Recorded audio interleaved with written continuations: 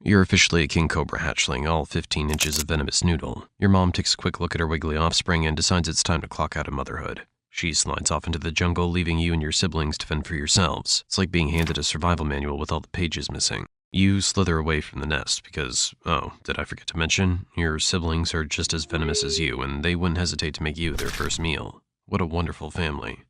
Now, on your own, you set off to explore this dense forest located somewhere in Southeast Asia. Unlike most snakes who prefer the cover of darkness, you're a daylight hunter. The sun's warmth energizes you, making you ready for your first adventure.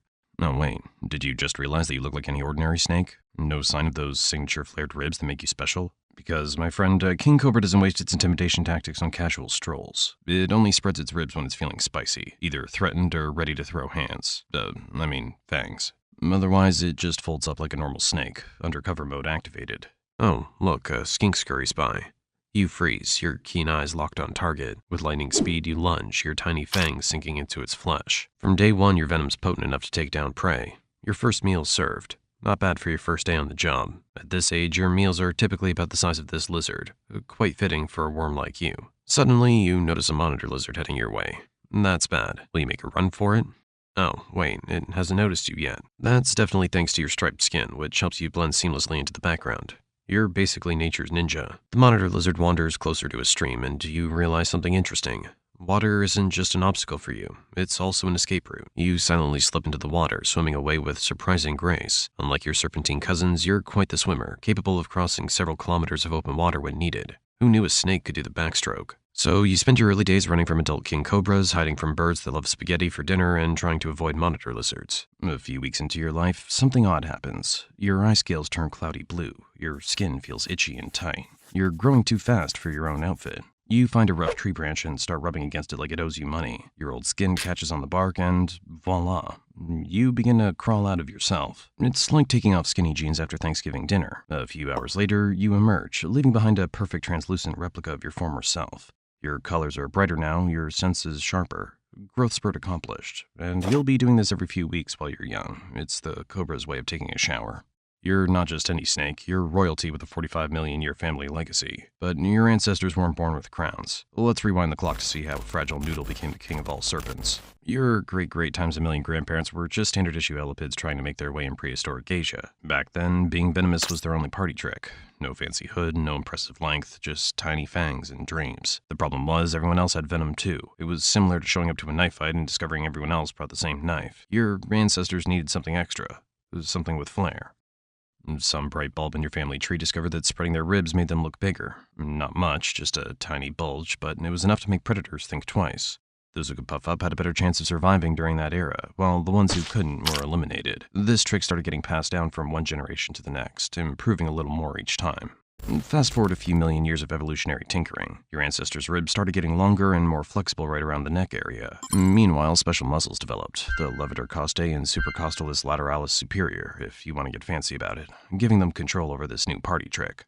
By about 20 million years ago, the hood was taking shape, and your ancestors were testing their new look on the prehistoric runway. Those with wider, more impressive hoods scared off predators and impressed potential mates, a 2-for-1 special in the evolution department. The wild thing is, you're not even related to the real cobras. Despite your royal title, you're actually closer cousins with mambas than with true cobras. You and the Naja cobras both independently thought a neck fan would look great with this outfit. Scientists call this convergent evolution, when unrelated species develop similar traits because they work so well. Great minds think alike. But they didn't stop there. While other snakes were perfecting their ambush skills, your family line refused the lazy approach. They became active hunters, developing better eyesight, a more sophisticated sense of smell, and venom specially designed for taking down other snakes. As your ancestors perfected their hood displays, their venom was evolving alongside it. A coordinated makeover millions of years in the making. Their venom evolved to include special pain-inducing toxins, because what good is looking terrifying if you can't back it up with a bite that feels like lava inside someone's veins? This deadly combo meant predators learned one lesson fast. Mess with the hood, it won't end good. So your ancestors got bigger too. Much bigger. Those extra feet meant they could rear up higher, making their hood display visible above the grass, like a periscope made of pure intimidation. And here you are, the culmination of millions of years of showing off and eating your distant cousins. Your hood isn't just for show. It's your family signature move, perfected over eons. Each rib, each specialized muscle, each drop of venom is the result of countless ancestors who were just a little bit better at being scary than their friends. Now it's your turn to wear the crown. The royal lineage continues. By your first birthday, you've grown over 6 feet long. You're officially a young king cobra now. About 90% of your meals are snakes. You've realized they're tastier than anything else you've tried in this jungle, especially the ones bigger than you. You're not just any predator, you're a detective in scales. While other snakes lazily wait to ambush their prey, you actively track and pursue yours. Those specialized chemoreceptors in your tongue, they're basically your magnifying glass, helping you follow chemical trails left by your prey. Elementary, my dear cobra. You start moving away from your childhood spawn and begin exploring wider areas. You've figured out how to lift the front third of your body to peek over tall grass, sometimes just to get a better view of the surroundings, hoping for a crunchy snake to show up. Then you sense something strange, like someone's watching you. You spot it, a young king cobra looking hungry and wondering if you taste like KFC. In fact, this snake's been following your tracks since yesterday. Thanks to Cobra's advanced sense of smell and chemical detection abilities, it's managed to track the scent particles you left behind while wandering around its area yesterday. Game recognizes game. You're both expert trackers after all. To be clear, this isn't an ordinary fight. This one will decide if you're having a gourmet dinner tonight or becoming the dinner. Good luck, anyway. You circle each other. You spread your hood. Those specialized ribs connected to your neck muscles unfurling like deadly fans. Each rib can extend outward independently, creating that iconic cobra silhouette that strikes fear into the hearts of prey and rivals alike. Oh, it copies you perfectly. The tension here is heavier than the jungle humidity. Then it strikes. You dodge and counter, landing a bite on its tail. Within moments, you inject a massive dose of venom, and then step back. It's running away. You wait. You wait a little longer. Oh, nice. The venom started to work, causing paralysis and shutting down its nervous system. While you're waiting for it to collapse, let me explain something.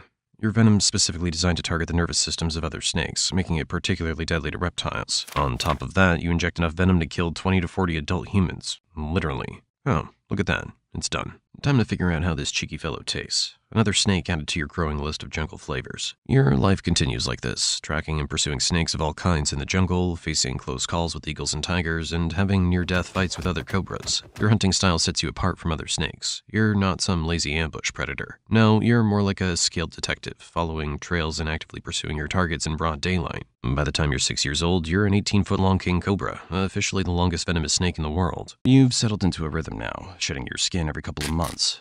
Each time's a renewal, a chance to repair damage, replace worn-out scales, and ditch any clinging parasites that thought they'd found a permanent home. The process always leaves you vulnerable for a day or two, your vision clouded as your eye caps loosen. You find a secure spot, tucked away from predators, and wait it out. Emerging with fresh, vibrant scales is like getting a new suit tailored just for you, albeit one you've grown yourself. The shed skins you leave behind might fool a predator momentarily, but they're nothing more than the ghostly echoes of your former self. You can now lift the front third of your body high enough to go face-to-face with a grown human. Your hood, with its perfectly engineered expanding ribs, can spread wider than ever, a magnificent display that commands respect from anything that crosses your path. Those 6 years were all about wandering from one area to another, swimming across rivers, and patrolling both land and water.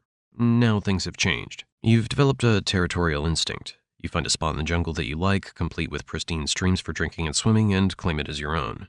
You defend it fiercely. Any visitor ends up as your next meal. Turns out your loyalty to this patch of land surpasses the loyalty some humans show to their spouses. Oh, here comes a cobra for an unexpected visit to your territory. Time to put those specialized ribs to work. Spread that hood. Show 'em who's boss. You've now devoted your life to guarding this area and defending it from anything that dares to show up. Any visitor learns the hard way, they end up as your main course. Your days are a mix of active hunting. None of that lazy ambush nonsense. Patrolling your territory, taking refreshing swims across your water features, and tracking down anything foolish enough to cross into your domain. Until you feel something different. The mating instinct's been activated, and you must find a female. This involves picking up a female's scent trail and tracking her down. Turns out those years of detective work hunting prey were perfect practice for dating. Oh. You find her, a stunning 13-foot queen lounging in the underbrush. You approach carefully. This is no time for swagger. If she's not in the mood, your courtship could quickly turn into her dinner. Your hood-spreading ribs twitch in anticipation. Oh, look, another contender arrives with the same goal in mind. This means one thing, a dominance duel. Unlike your usual battles, this isn't a fight to the death. The goal here is to impress the queen, not fill your stomach. You twist, coil, and wrestle, each of you trying to pin the other to the ground. Your specialized ribs expand and contract as you display your hood, making you look as impressive as possible. The queen watches closely, her choice riding on the outcome. If you're pinned, you'll have to retreat and try your luck elsewhere. But if you succeed, well, you'll get your reward today. The courtship begins. It's a slow, spiraling dance of coiled bodies, a mesmerizing display that ends with, well, let's keep it PG. When it's over, you make a quick exit before the queen decides to switch her priorities and make you her post-courtship snack. You leave her territory and start looking for another mate, perhaps across the river. Nothing like a refreshing swim to clear your head after a romantic encounter. Okay, let's assume you're a female instead of a male. During the January to April mating season, your body enters a state of biological readiness. You release pheromones through your skin, leaving chemical signals to attract nearby males. Soon, multiple suitors gather, each willing to risk it all for the chance to win you over. You sit back and watch them wrestle, each male trying to prove his dominance and earn your favor. Their hoods spread wide, specialized ribs creating impressive displays of strength and size. In the end, you choose the strongest and most skilled fighter. And the courtship begins. Once it's over, the male leaves, and you turn your attention to finding the perfect spot to lay your eggs. You spend days actively searching your territory, swimming across streams, and investigating every potential nesting site. Finally, a cozy patch of jungle floor with just the right humidity catches your eye. You gather leaves and debris, meticulously constructing a nest.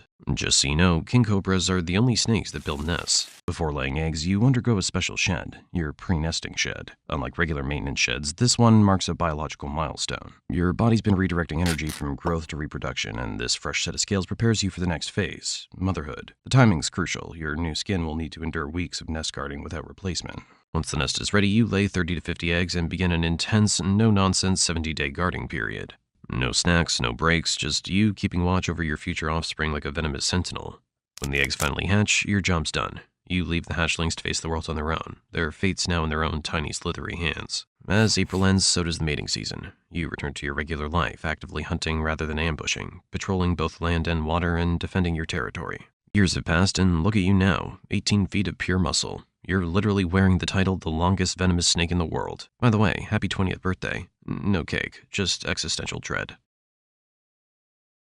Your skin doesn't renew itself like it used to. Where once you'd shed every few months in a smooth, efficient process, now it's become a drawn-out, patchy affair. Sometimes bits of old skin cling stubbornly, refusing to release their hold. Your scales, dull and weathered between sheds, don't regain their youthful luster even after the process is complete. It's yet another sign that time's catching up with you. Oh, what's that sound? Another cobra is approaching your territory. This guy isn't just passing through. Usually you'd show off your hood and give it your best warning display, but something feels different. Your reactions aren't quite what they used to be. Your scales, once glossy and vibrant, have dulled with age. Even your venom glands don't produce quite as much as they used to. Oh no, he's got that lean, hungry look in his eyes. The kind that says, I'm not here to chat, I'm here for dinner, and guess what? You're the main course. You try to ready yourself for battle, mustering up the scraps of strength that age hasn't stolen. Flick of the tail here, a warning hiss there, but let's be real. You're not the apex predator you once were. The fight begins, a desperate dance of fangs and fury. You strike, he dodges, and surprise, you've been caught. The pain hits you like a lightning bolt as venom courses through your veins. It's over, you can feel it. Your rival watches you falter, savoring the moment like a connoisseur about to sample his favorite dish. And then, just as your world fades to black, he begins his feast.